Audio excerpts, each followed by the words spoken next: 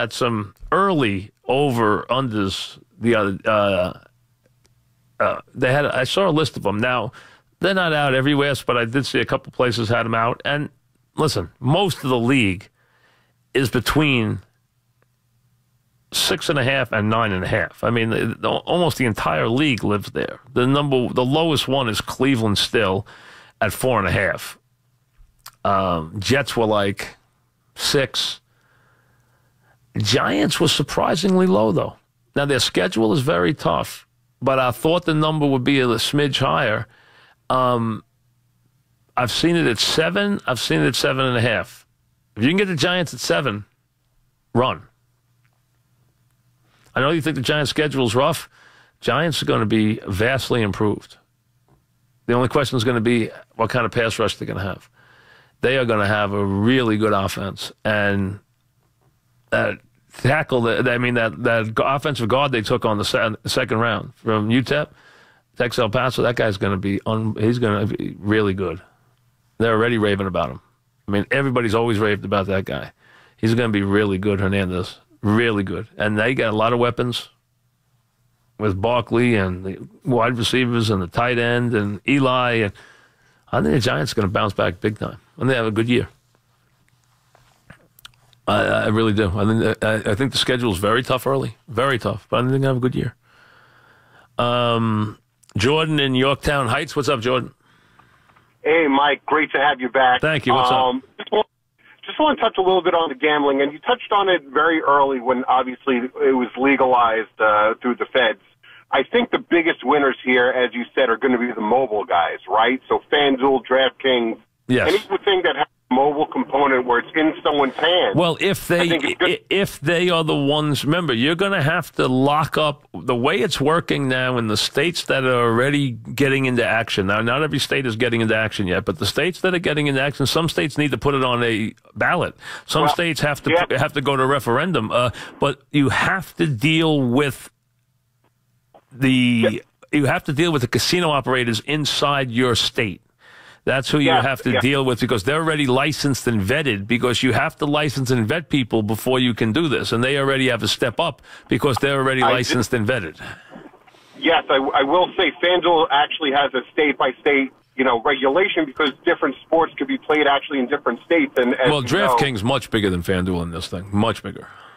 Yes, but you know what I mean. DraftKings, FanDuel, right. They already have state-to-state regulations because not only is it not legal in all states, but not all sports are legal in all states. So I think they're the ones that are going to be. I don't understand. I understand the second part. What do you mean? What do you mean? Not all sports are legal in all states. What does that mean?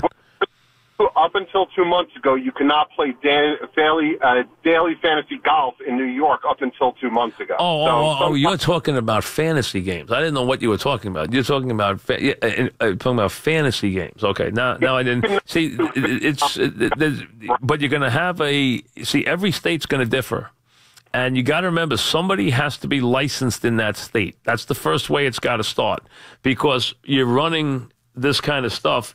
There's a lot of licensing and a lot of things you have to be vetted. You have to be cleared by the government and before you can be in this kind of business. So having a casino operator that's already in business, that gives them a leg up. And then some of these companies are moving way ahead quickly and trying to lock up a lot of states. DraftKings, as an example, doing very well in that area, but MGM is also being very active. I know MGM is trying to make some moves in a lot of states, so there's going to be a lot of players. I mean, I think the casino operators will be very big in a lot of the states. Mike, one more question regarding this. I know you touched on, obviously, the call being overturned in Game 1 regarding the subjective, obviously, offensive call to turn to defensive foul for LeBron. Right. With gambling, obviously, something that's subjective and overturned like that, do you think that's going to make people a little bit wary? Not that betting is going to be less because they'll always be betting, but like if someone in New York can overturn a huge call like that at that point in the game, does that give bettors a scare? Can something be compromised because those folks aren't making millions of dollars? Yes, I think it can be. I think there's two groups you have to look at. That are going to have to be scrutinized very quickly and very clearly,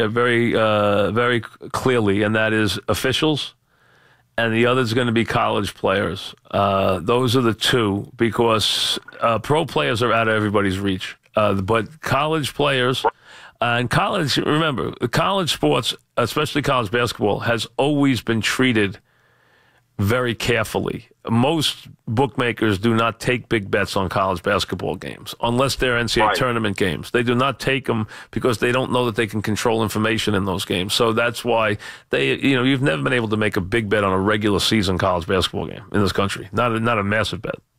Not like you could on a football game. Ralph in Belleville, what's up, Ralph? Hey, Mike, how are you? Good, what's up? Mike, I'm a big Secretariat fan, and I'm rooting for Justified in the Belmont. Right. But I have a question for you, and I don't mean to the absurdity of trying to compare humans to animals, but I happen to believe that these horses are athletes. My point to you is, I read all the books, watched the video. I love Secretariat. Why? Now, in sports, everybody keeps telling me these athletes are getting bigger and stronger and faster. And you would know this. I'm sure the breeding programs are better. Their technology's better. And it's 45 years. Right. This is not, and it's not just him. It's not just him either.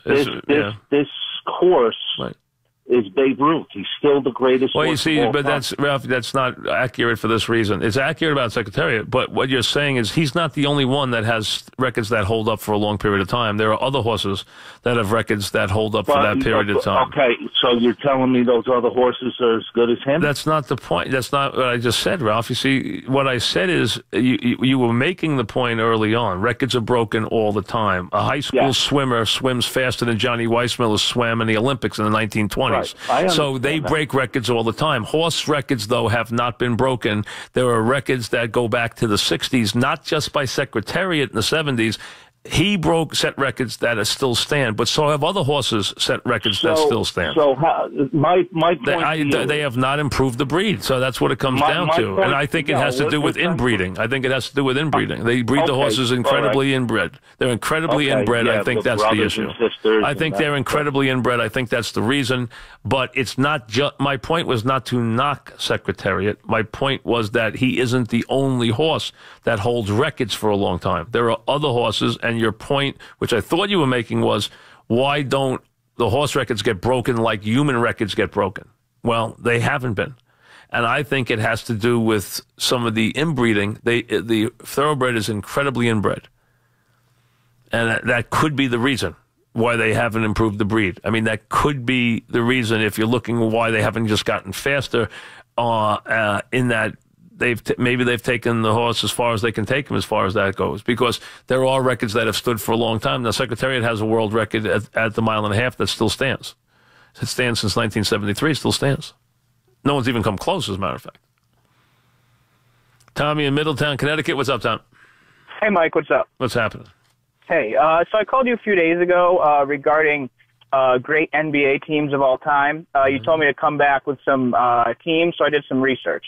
Okay. Now, what was your point exactly? Go ahead. What was your point? My contention was basically that the 01 Lakers were very overlooked when it comes to the great teams. Now, my criteria may differ from yours, but the things I look at... Do you have a criteria? Yeah. Well, what's your criteria? The criteria would be postseason. I don't think you would agree with this because I know you place high value on sustained excellence over a period of time, but postseason winning percentage and margin of victory in the postseason when competition is highest. Can I reel off a few teams for you? No, I don't like your criteria at all. I think criteria is not single year. If you're talking about all-time great teams, they have to have done it over a period of years. 1 year is just, there's been too many different teams that have won for 1 year. You can't use 1 year teams. Right, but most of these teams have won the championships, but this was the specific year that they dominated. Yeah, but the point is that when you're talking all-time great teams, they usually had to win at least 3 years in a row. Okay. Well, I mean, the Lakers did that, the ones that I was referring to. Well, what would be your criteria then? I just said 3 years in a row. Now, the team you're talking about, that you're specifically talking about, did not win 3 years in a row. So at least the one you were alluding to didn't win 3 years in a row. that I think you're alluding to. I have to go back and look, but I think he's the one that you're alluding to. But to me, to start, you have to go there. Joe in New Haven, if you're talking about dynasties, as far as that's what I think you're alluding to. Joe in New Haven, what's up, Joe? Hey, how's it going, Mike? What's happening? Two quick questions. Where is Connecticut as far as legalizing gambling? I don't know. I haven't paid any attention. I don't know. Now, because they already have the two big casinos in Foxwoods and Mohegan. Right, but again, that doesn't mean they're far along on sports gambling. It does. You'd have to see what your state has done. I don't know. Every state's different. Some states have moved along quickly. Some states haven't. I don't know where Connecticut is. One more question. Now, is this something? Would I be able to put a football bet in at like my off-track betting, my local off-track betting, the same way where I go to put my horse bets in, or is this going to be done at casinos? It depends how your state writes it up. I mean, in Jersey right now, you can't bet. You can only bet at the track. In Delaware, you can only bet at the track. I don't know how it's going to be set up in Connecticut. I haven't heard anything about Connecticut yet. So it depends how. There's no rule. Your state can set it up the way they want to set it up. I mean, it's up to the state. But some states so far have taken a very strict approach and made it only a few possible sites so far. That doesn't mean it's going to continue that way. Pete in New Brunswick, what's up, Pete? Hey, Mike. When I was at West Virginia, Oliver Luck was the athletic director, and I have great respect for him. He's a very smart man. Did you see that he was just named the commissioner of the XFL? Yeah. What is your opinion on what the XFL can be? I know it has no chance of obviously can be nothing. I think Oliver got out of. I think Oliver got out of spring football. No, I think Oliver got out of college because college is a mess and took a payday. That's what I think he did. Do I think anything will come of that league? Absolutely not. So you think there's no market for spring football in America? None. Never thought there was. Never thought there was when they had the USFL. Never thought it would work. Was always an opponent of the USFL. Never thought it would work. And when the USFL people always told me their league would be around 40 years, I used to laugh. I said, no chance. I said, because Why? the NFL will steal all your players that are any good, and they can run you out of business anytime they want. And they could. They could. All right, thanks, Mike. They spent them out of business. You had USFL guys paying guys with phony money, paying guys $40 million contracts that went boom in the night. I mean, that was the problem. Do you think technology now, like the fact that people will be able to watch these games on so many more different mediums, will be able to maybe help increase it? Where are they going to play? I mean, I don't know. What are you saying? Cities that don't have NFL teams? Where are you going to play? Where are the stadiums you're going to play in? What Maybe cities? They can make deals with like colleges. See, again, you don't have a plan. I asked you the simplest of questions. Stadiums. What stadiums you playing in? The NFL's got those stadiums locked up in every one of those cities. What stadiums you playing in? Like say like Tulsa had a team. They could play at the University of Tulsa Stadium. Okay, sounds good to me. Have a nice league. Where are you getting your players from? I mean, I don't know. You're a football player. Why are you playing there and risking your body there rather than playing in the NFL? Because you can't, obviously no NFL player is going to play there. I'm saying if you can't play in the NFL, it's a nice alternative. I mean, a lot of these players, once they can't play. Okay, so now you're telling me you're selling so your marketing is already, you're selling secondary players to the public in the beautiful time of the year. In a college town where there's an enormous college following, where their spring football and then their wait for their first August game late that night, which is sold out. In between, you're going to play and charge $8 for a ticket in that town, beg people to go to the games, try to find someone to put it on local TV, and then say, we're not going to pay anybody, and then you'll try to pay players to try and get a star to fill your stadium, and then the owner will go bust. So that's exactly what happened in the NFL. I understand your point, but you see the football XFL is a football. Didn't Dick Ebersol isn't he having a league too? Did any of these leagues work? I'm not arguing for the leagues. I'm just asking. Okay, what I'm saying is every once in a while somebody comes up with an idea that, we're going to play football in the spring, or we're going to do this, or we're going to do that, and then they go away.